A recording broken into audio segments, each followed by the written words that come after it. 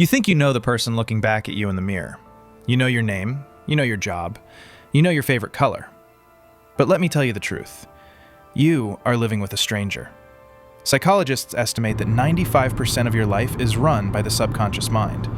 You are essentially a passenger in a car driven by a ghost. You think you are good. You think you are calm. You think you are in control. But you haven't met yourself yet.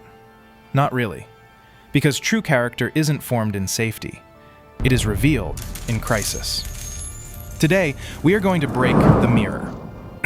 The word personality comes from the Latin word persona. It literally means mask. Since childhood, you crafted a mask to survive.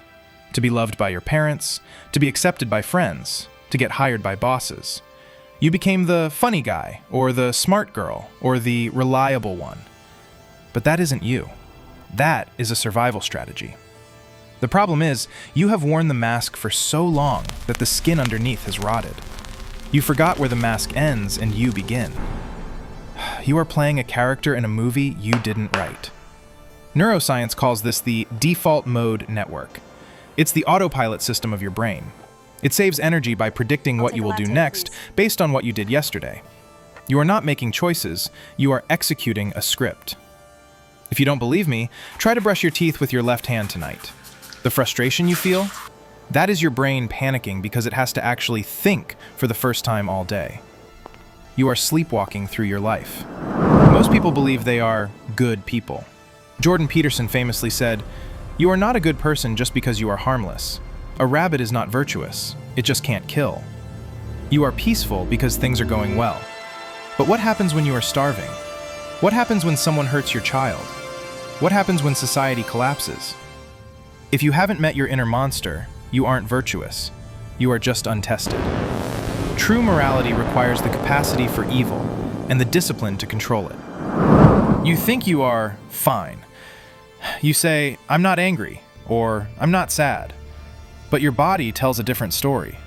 That tension in your jaw, that knot in your stomach, that constant low-level fatigue, those are your unfelt emotions, trapped.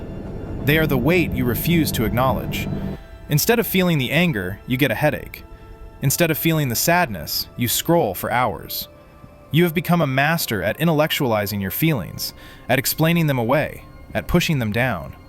But suppressed emotion doesn't disappear. It becomes a heavy, invisible backpack you carry everywhere.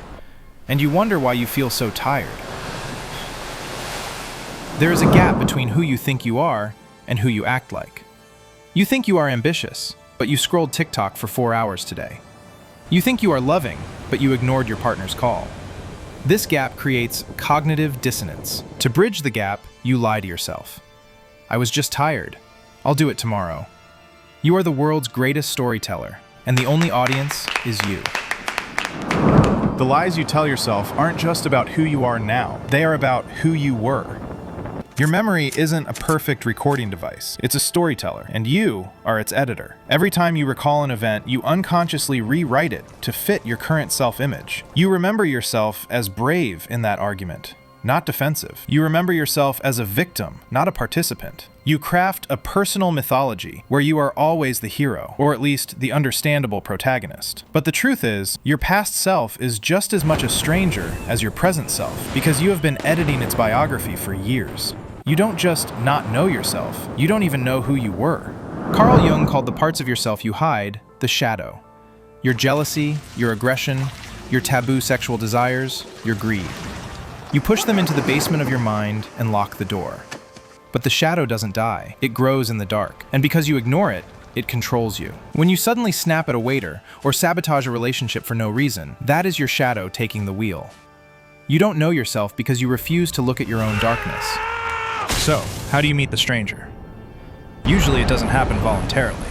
It happens when life breaks you. A divorce, a bankruptcy, a sudden death, a betrayal. This is the crack. When your plan fails, your persona fails. The mask falls off because it can no longer protect you. This moment is terrifying. It feels like dying. But this is actually the first time you are truly alive. Blaise Pascal said, "All of humanity's problems stem from man's inability to sit quietly in a room alone." When you remove distractions, no phone, no music, no people, You are forced to hear the thoughts you've been running from. This is why silence is loud. This is why you need a podcast to fall asleep. You are terrified of being alone with your own mind because you know the stranger is waiting there. You pray for an easy life. That is a mistake. You should pray for the strength to endure a difficult one. Without resistance, there is no definition. Muscles only grow when they are torn. Character only forms when it is tested. You don't know if you are brave until you are terrified. You don't know if you are loyal until betrayal is the easier option. Adversity is not an obstacle. It is the mirror. When the event happens, when the tragedy strikes, your ego tries to fight it. Why me? It's not fair. But eventually, if the pain is deep enough, the ego surrenders. This is ego death. It's the realization that you are not the main character of the universe. It destroys your arrogance. It humbles you. And in that wreckage, for the first time, you are free. You stop trying to impress people you don't like. You stop lying. Once the ego dies, you gain a superpower: radical honesty. You start admitting things. I am not happy in this job. I am jealous of my friend. I am scared of dying.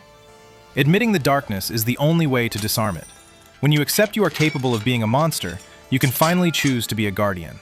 Knowing yourself isn't about finding your passion. It's about finding your truth, however ugly it might be. Now, you rebuild. But not like before. The Japanese have an art form called kintsugi. When a bowl breaks, they fix it with gold. They believe the crack makes the object more beautiful, more valuable.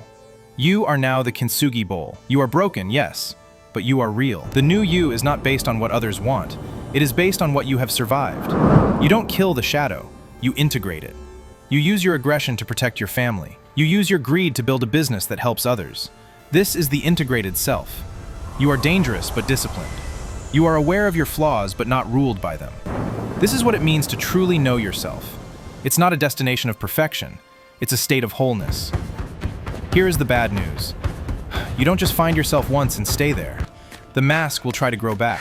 The autopilot will try to turn on again. Every day is a negotiation between the stranger and the true self. Self-knowledge is not a diploma you hang on the wall. It is a daily shower. You need it every day, or you start to stink. We started with a mirror. We will end with silence. Most videos ask you to like and subscribe. I'm going to ask you to do something painful. When this video ends, do not click on the next one. Turn off your screen. Sit in a chair.